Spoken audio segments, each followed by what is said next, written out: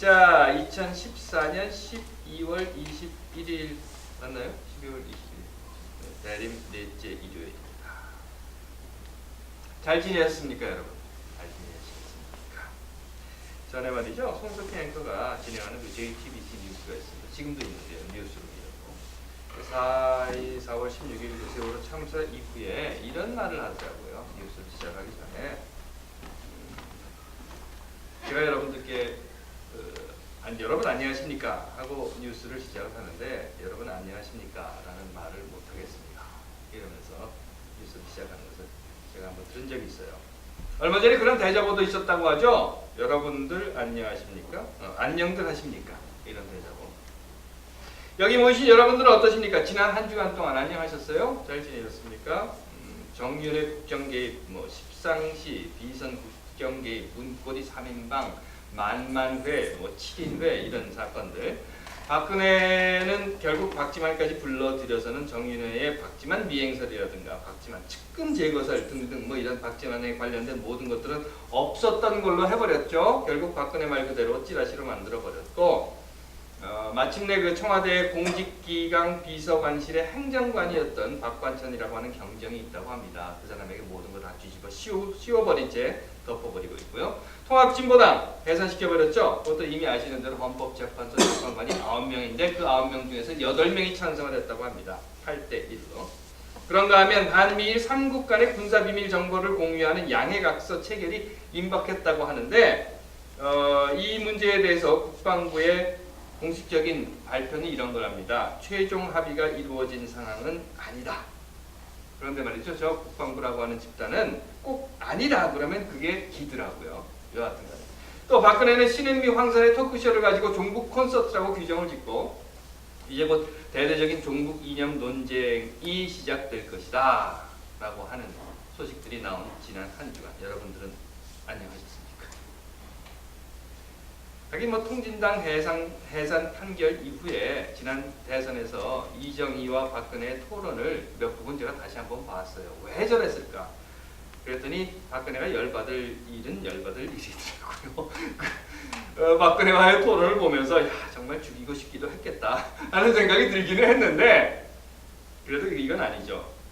이렇게 하는 것은 결국 보복 정치가 되고 마는 거죠. 예전에 노무현 대통령이 했던 말이 있어요. 이런 겁니다. 이쯤 되면 막 가자는 것 아닙니까? 하는 거였는데 그런 세상이 아닌가 싶어요. 다시 한번 여러분들은 안녕하십니까? 또 크리스마스 제가 적어왔습니다. 무슨 로봇을 사기 위해서 부모들이 밤새워 그 가게 앞에서 줄을 서 기다린답니다. 그런데 그 이름이요 파워레인저 다이노포스 티라노키 이런 로봇이랍니다. 이걸 사기 위해서 하여튼 난리가 났대요. 그리고 크리스마스 예수가 그리스도가 구원자가 세상으로 온다고 하는 성탄절을 나흘 앞둔 오늘입니다. 여러분들은 안녕하십니까? 기도하겠습니다. 하나님 어쩌면 앞이 보이지 않는 세상에서 숨이 차도록 달려갑니다. 하지만 걸음을 멈추게 하옵시고 그리고 내가 아니라 세상을 돌아볼 수 있는 우리들이 되게 하옵소서. 아멘. 자, 다시 잘 지내셨죠? 성탄절 메리 크리스마스라고 하는 날입니다. 이 날이 되면 여러분들은 무엇을 하십니까? 초기에 뉴잉글랜드에 있었던 사람들은요. 그러니까 우리가 살고 있는 여기 커네티컷, 로드 아일랜드, 매사추세츠, 뉴햄프셔, 메인, 버먼트 여기가 뉴잉글랜드잖아요. 이 지역에 있는 회중교회 목사들은요. 초기에는 성탄절이 즐겁고 기쁜 날이다 라고 하는 개념을 가지고 있지 않았다고 해요. 노는 것을 금했다고 합니다. 왜냐하면 주님이 오시는 그러니까 첫 성찬의 의미처럼 대림의 의미를 강조했고 그래서 대림절 기간 동안은 경건하게 큰 소리도 내지 못한 그런 경건의 시간으로 삼았다고 합니다. 그런데 요즘은 좀 많이 달라졌죠. 많이가 아니라 완전히 달라졌죠. 그래서 성탄절 하면 기독교인이든 비기독교인이든 상관없이 다 성탄절을 지키고 특히나 성탄절은 즐기고 노는 휴일의 개념으로 탈바꿈하게 되었습니다. 한국에서도 그랬어요. 기억나실 겁니다. 예전에 통행금지가 있을 때만 해도 성탄절은 통행금지가 없어지는 며칠 중에 하루였죠. 그래서 몇몇 안 되는 통행금지가 없는 날 젊은이들이 온통 거리로 쏟아져 나오고 새벽까지 거리를 쏘다니는 그런 모습들을 보기도 했습니다. 그 덕분에 크리스마스 베이비라고 하는 말도 나왔고요. 아이들에게는 어떻습니까? 성탄절 그러면 크리스마스는 대부분 선물을 받는 날, 산타 할아버지를 생각하는 날, 그 정도로 인식되어 있기도 합니다. 군인들에게는 위문품 받는 날, 고아원이나 양로원, 복지시설 등에서는 방문객들이 급증하는 날, 뭐 이런 날들. 때로는 가슴 아프고 괴로운 기억이 있기는 하겠지만 대부분 성탄절, 크리스마스 하면 즐거운 날을 연상하게 되는 게 사실입니다. 그러면 하나님을 믿고 그리스도가 메시아로 이 땅에 왔다라고 하는 것을 기다리고 있는 기독교인들에게 있어서 크리스마스는 어떤 날입니까? 아니, 다른 어떤 곳에서 모여서 예배를 드리는 다른 기독교인들이 아니라 지금 이 시간에 이 자리에서 함께 모여있는 바로 여러분들에게 있어서는 크리스마스, 성탄절이 어떤 날입니까? 물론 크리스마스는요, 뭐 역사적인 관계에 따라서 예수가 태어난 날이다, 아니다, 뭐 이런 것과 관계없이 우리에게는 성탄절로 불리는 날입니다. 그러므로 예전에 어렸을 때 불렀던 찬송가 호호 추운 겨울인데 말구유서 나셨대요 하는 이런 찬송가의 구절처럼 어쩌면 막연히 그때 어떤 아이가 태어난 날이다 라고 하는 생각을 가질 수도 있을 겁니다. 그리고 그 어떤 태어난 아이는 자라서 나이가 30이 되어서는 지금껏 사람들이 들어보지도 못했고 생각해보지도 못했던 이야기를 전하고 다녔고 그 말과 행동이 기득권자, 당시에 권력을 쥔 자들 눈에 난 거죠. 눈에 가시가 되어서 3년 만에 십자가에 못 박혀 죽었고 3일 만에 다시 살아나서 내가 그리스도다, 메시아다, 내가 구원주다 라고 이야기하는 게 하늘로 올라가 버린 그 예수가 태어난 날 정도로 기억될 수도 있을 것입니다. 하지만 오늘 한번 다시 생각해 봅시다. 냉철하게 다시 한번 생각해 봅시다. 그 말구유에서 태어났다고 하는 아이가 누구인가? 사실 성탄절은요, 막연히 선물을 주고받는 날이나 또는 카드를 주고받는 날, 그저 잘 알지는 못하지만 뭔가 좋은 일이 있을 것 같은 날, 그저 쉬는 날, 휴일 또는 가족들이 모이는 날, 새벽송을 도는 날, 그 정도의 막연한 날은 아닙니다. 어제도 그랬고 뭐 작년에도 그랬고 재작년에 10년 전에 100년 전에도 그랬고 금년도 그냥 그런 날이니까, 성탄절이니까 그냥 모른 척 지나쳐 버릴 수 없는 그런 날은 아니라는 것입니다. 물론 나흘 후면 12월 25일 성탄절이 됩니다. 크리스마스가 될 거예요. 그리고 나흘 후인 12월 25일 크리스마스 역시 24시간입니다. 성탄절이라고 해서 26시간 되는 건 아니에요. 크리스마스라고 해서 시간이 더 있는 것도 아니고 크리스마스라고 해서 해가 서쪽에서 뜨는 것도 아닙니다. 그럼에도 왜 이 날은 그냥 지나칠 수 없는 날입니다. 도대체 그 태어났다고 하는 자가 누구입니까? 예수가 사마리아 사람, 아니 정확하게 이야기하면 사마리아 여인과 이야기를 합니다. 사마리아 성읍에 들어가서 그 여인에게 물을 달라고 해요. 그러자 이 여인이 예수를 향해서 이야기를 하는 거죠. 아니 이 양반 좀 보시기에 이 보니까 유대인인 것 같은데 사마리아 이 더럽다라고 손가락질 받는 사람에게 물을 달라고 하니 뭐 이런 이야기를 합니다. 그래서 예수가 이런 말로 대답을 하죠.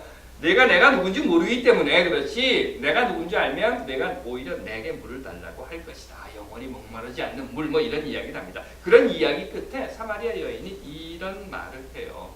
다른 건 내가 잘 모르겠는데 메시아 곧 그리스도라고 하는 이가 온다는 것을 내가 들어 알고 있습니다. 그리고 그가 오면 우리에게 모든 것을 다 아주 밝히 분명하게 알려준다라고 했으니 난 그걸 믿습니다. 라고 이야기합니다.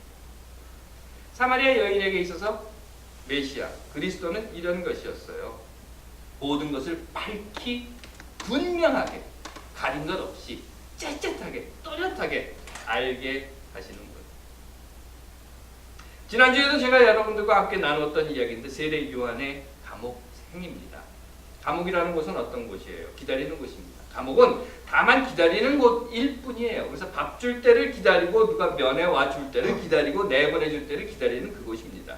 전적으로 자기 의지와 전혀 상관없이 그곳에 그냥 기다려야만 하는 그런 곳이 감옥입니다. 그러니 그 심정이 얼마나 답답했겠어요. 그래서 제자들을 보냈다고 했죠. 제자들을 예수에게 보내서 물어보라고 합니다. 이렇게 저희가 예수께 나아가로되 세례 요한이 우리를 보내어 당신께 말하기를 오신 이가 당신입니까? 아니면 우리가 다른 사람을 또 기다려야 합니까? 라고 물어보라고 했습니다. 그래서 그렇게 물어봤습니다. 세례자 요한이 말하는 거예요. 지금으로부터 500년 전, 아니 1000년 전, 아니 2000년 전, 아니 그보다 더 먼 옛날부터 이미 예언되어 있었던 오기로 한 사람이 바로 당신이냐? 라고 물어보라는 겁니다. 그래서 예수가 이렇게 대답을 했죠.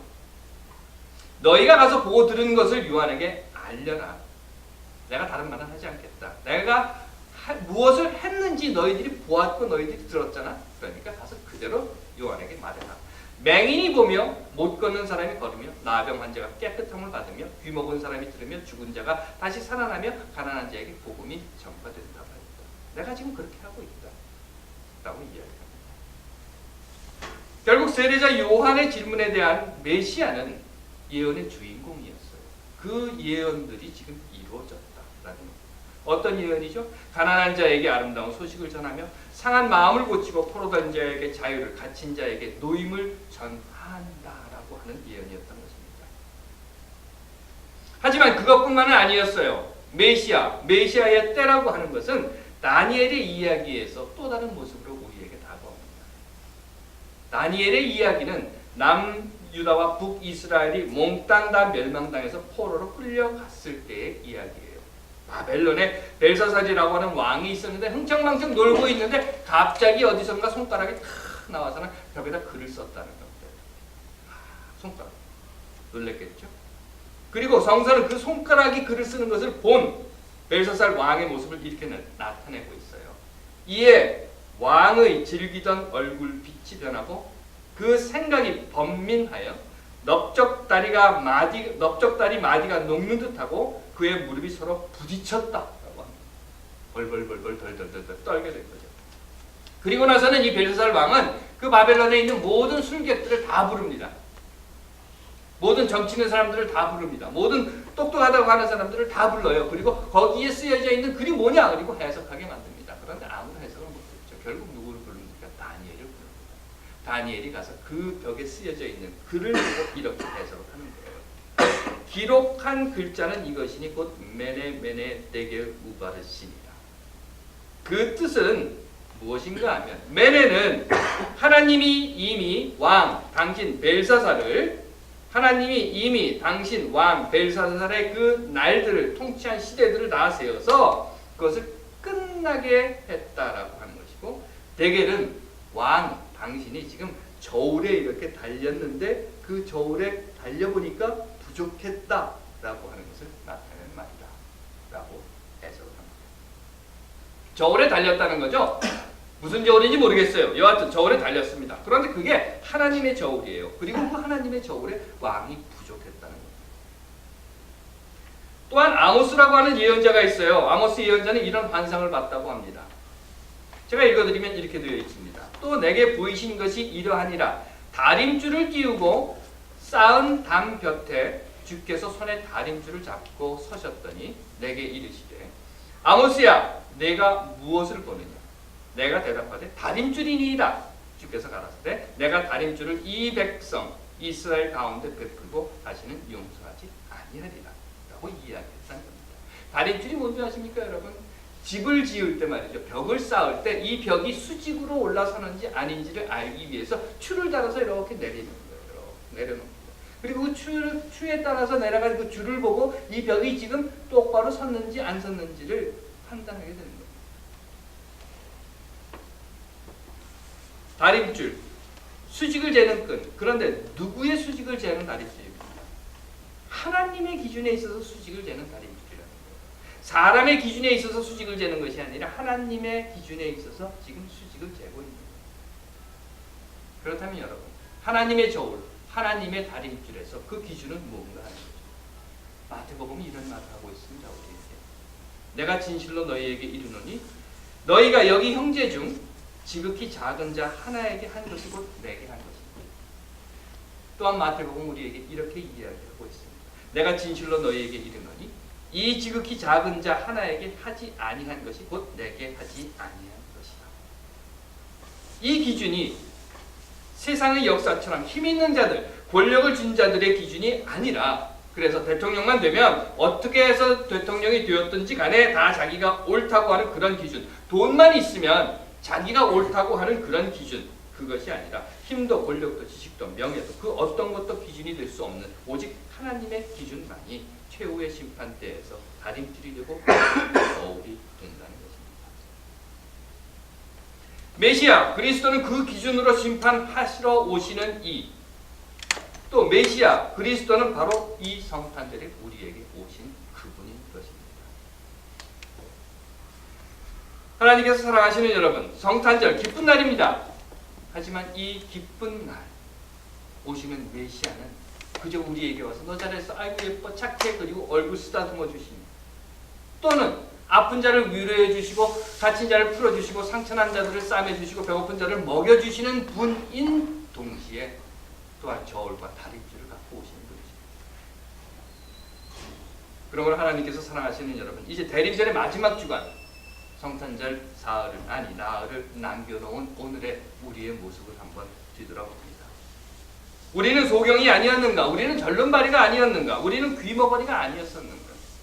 우리는 사회로부터 격리된 문둥병 환자는 아니었었는가? 아니, 그것이 아니라 우리는 하나님의 기준에 눈을 감아버린 그런 소경은 아니었는가?